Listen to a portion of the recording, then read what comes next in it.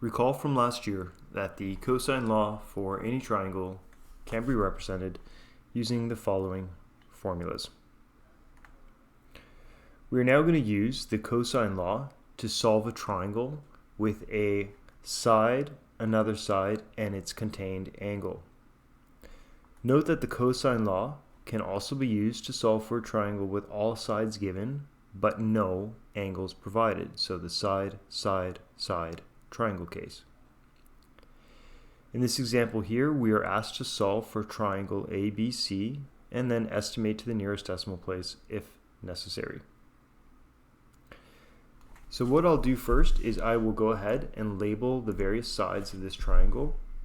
This is angle D, so lowercase d is right here. This is angle capital E, so lowercase e is right here, and lowercase f is over here. Note that we have a side, contained angle, and another side. So that means that we have this condition right here. And a contained angle means that the angle is contained by the two given sides in the question. So it's between the two given sides in the question. So because we have side, angle, side, we are going to use the cosine law. So I'm going to start by writing out the cosine law. D squared is equal to E squared plus F squared minus 2EF cos angle D. And then I'm going to substitute all the values in that I know from this question. Having now substituted in all the values, I can go ahead and start solving for D. So D squared is equal to 2,847.3, and D is therefore equal to the square root of that. And I will only take the positive value of that square root because the negative value does not have any context, so I get 53.4. And I'm going to put an approximate sign above that equal sign because that is an approximation.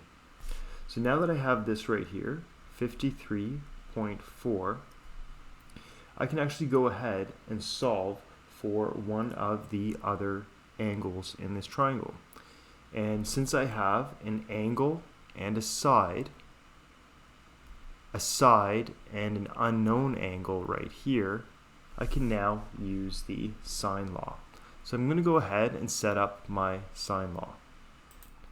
Okay, so I'm going to use the sine of angle D, so 100 over side D, 53.4, sine of angle capital E over side lowercase e, 43. All right, substituting the values in, I'm now left with the following equation. I'm going to multiply both sides by 43, which will effectively allow me to cancel the 43 in the denominator of the right-hand side of this equation. I should be then left with 43 times sine 100 degrees all over 53.4 is equal to sine E.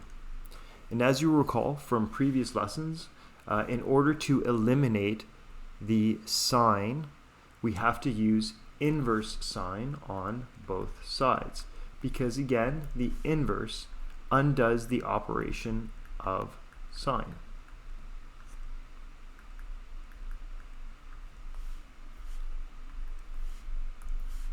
Also note that the inverse always is written before the function sine in order to effectively eliminate it. So angle E is equal to the inverse sine of this right here in brackets, and angle E is approximately equal to 52.5 degrees. Angle F is then equal to 180 degrees minus 100 minus 52.5 degrees, and angle F is therefore equal to 27.5 degrees. So I have now effectively solved for all the sides and all the angles in triangle DEF here. So even though it said solve for ABC, it meant DEF.